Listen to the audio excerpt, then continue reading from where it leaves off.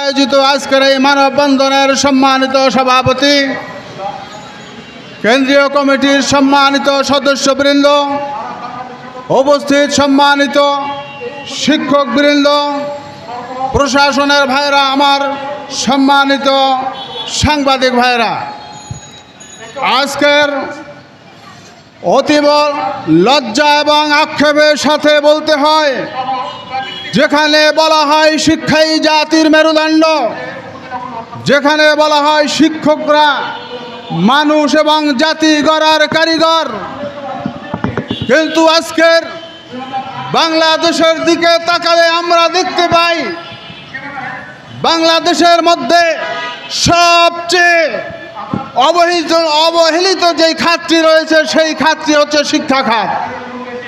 আজকের বরাদ্দের দিকে তাকালে মনে হয় যেন শিক্ষকদের জন্য, শিক্ষা খাতের জন্য যে বরাদ্দ হয়, এই বরাদ্দটা মনে হয় যেন একটু জাকাত ফিতরার মতো সামান্য একটু বরাদ্দ দেয়া হয়।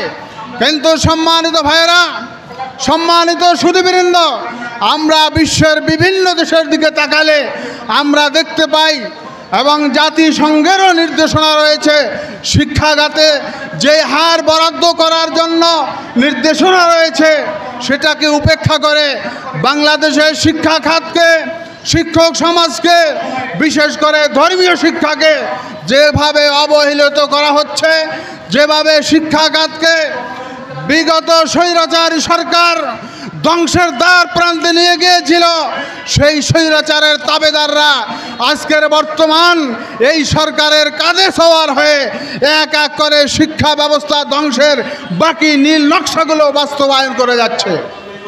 শুধু তাই নয়, 24-এর গণ অভ্যুত্থানের পরে শিক্ষক সমাজ আশায় বুক বেঁধেছিল আমরা বৈষম্যের শিকার থেকে মুক্তি পাব, আমরা আমাদের অধিকার ফিরে পাব।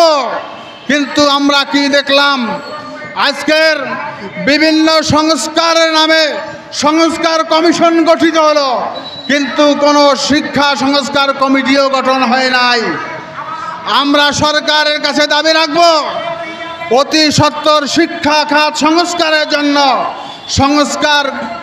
সংস্কার কমিটি গঠন করতে হবে এবং তা হতে হবে এদেশের ধর্মপ্রাণ এবং মাদ্রাসা শিক্ষিত লোকদের, অধিকাংশ মাদ্রাসা শিক্ষিত লোকদের সমন্বয়ে শিক্ষা সংস্কার কমিশন গঠন করতে হবে। আজকের আমরা যেই দাবি নিয়ে এখানে মানববন্ধনে অবতীর্ণ হয়েছি সকলেই আমরা জানি এটা আমাদের ন্যায্য অধিকার, এটা বাংলাদেশের নাগরিকদের মৌলিক অধিকার, শিক্ষার অধিকার। এই অধিকার থেকে বঞ্চিত করা হলে আজকের বাংলাদেশের রন্ধ্রে রন্ধ্রে দুর্নীতির মূল কারণ হচ্ছে, যেখানে সাধারণ শিক্ষা এবং নৈতিকতা বহির্ভূত শিক্ষার যথেষ্ট ব্যবস্থা থাকলেও ধর্মীয় শিক্ষার কোনো ব্যবস্থা নাই।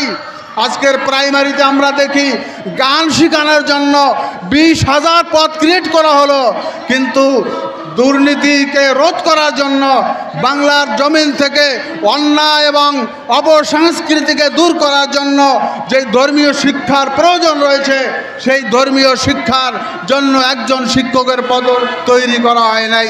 অত্যন্ত দুর্ভাগ্যজনক, অত্যন্ত লজ্জাস্কর। আমরা আবেদন রাখব বর্তমান অন্তর্বর্তীকালীন সরকারের কাছে, আমরা বিনয়ের কাছে অনুরোধ করব, আমরা মাঠে নামতে চাই না, আমরা রাজপথে নামতে চাই না, আমরা আমাদের দাবিগুলো আপনাদের কর্ণগোচর করতে চাই।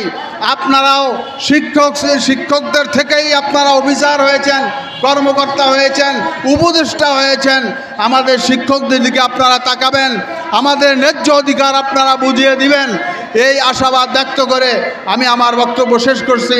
ওয়া মা তাওফীকি